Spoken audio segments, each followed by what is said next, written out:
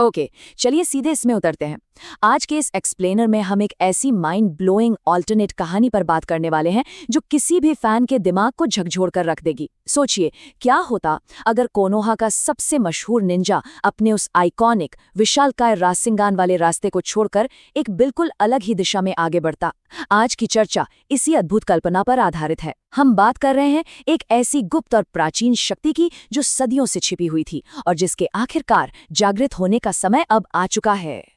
तो हमारे सामने एक सीधा लेकिन बेहद गहरा सवाल है। क्या होता अगर वो सिर्फ आम हमलों तक सीमित ना रहकर एक प्रॉपर उज़ुमाकी जुत्सु मास्टर बन जाता?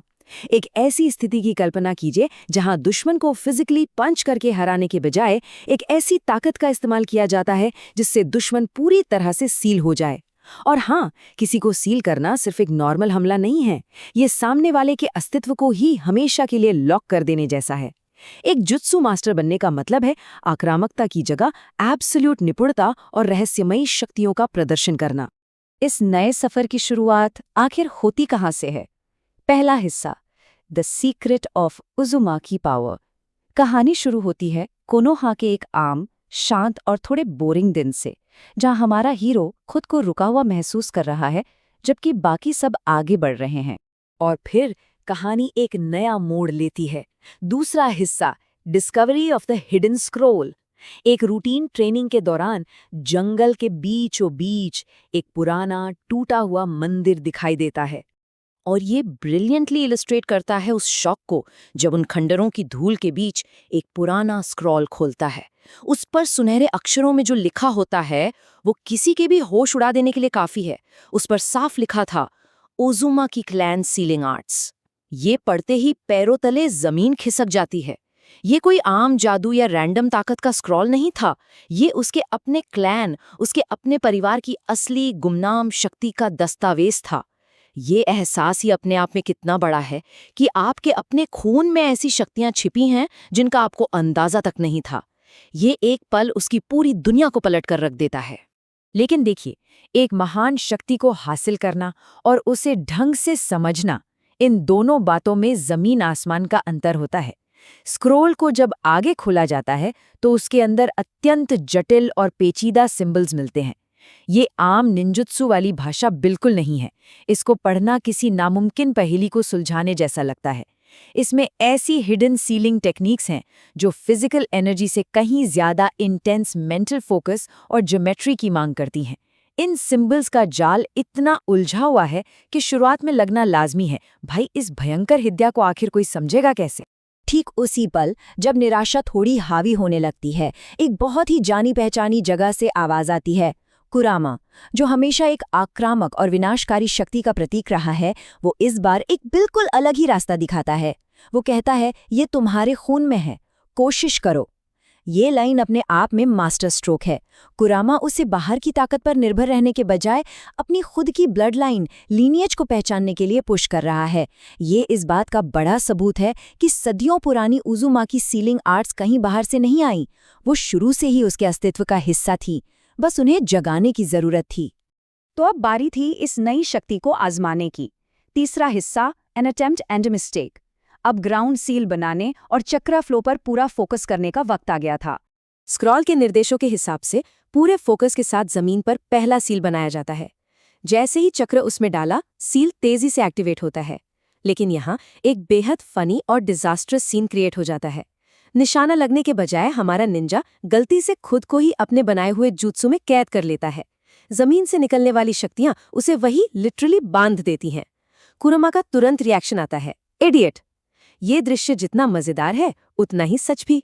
अगर शक्ति कंट्रोल में ना हो तो वो खुद के लिए सबसे बड़ा खतरा बन सकती है। मास्टर बनने का रास्ता लंबा था और गलतियों से भरा हुआ। चलिए अब आगे बढ़ते हैं और देखते हैं कि ये बिल्ड कैसे होता है। इस चुक के बाद शुरू होता है कड़ी मेहनत का सिलसिला। इसे 3 मुख्य कदमों में देखा जा सकता है। पहला कदम, डेली प्रैक्टिस, यानी रोजाना उस गुप्त स्क्रोल के साथ कठोर अभ्यास करना।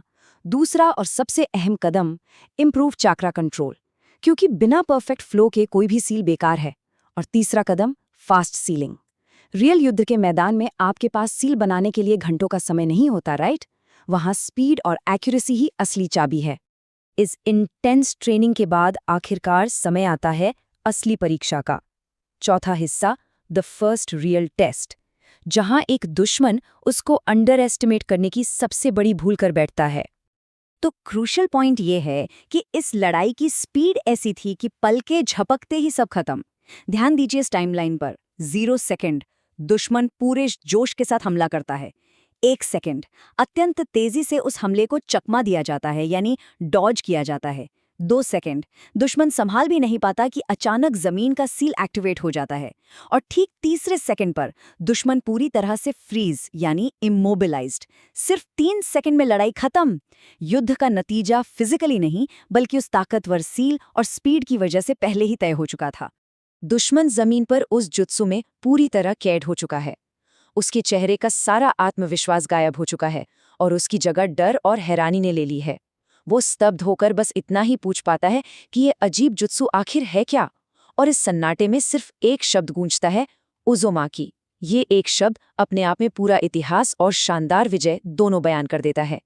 दुश्मन के दिमाग में ये बात खौफ की तरह छप जाती है कि उसने किसी आम निंजा पर नहीं बल्कि एक सदियों पुराने क्लैन के असली मास्टर पर हमला किया था।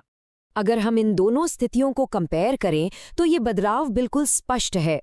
शुरुआत में वही निंजा जो बोर्ड था, रुका हुआ महसूस कर रहा था, आज वो एक बेहद आत्मविश्वास से भरा मुस्कुराता हुआ उज़ुमाकी जुत्सु मास्टर बन चुका है।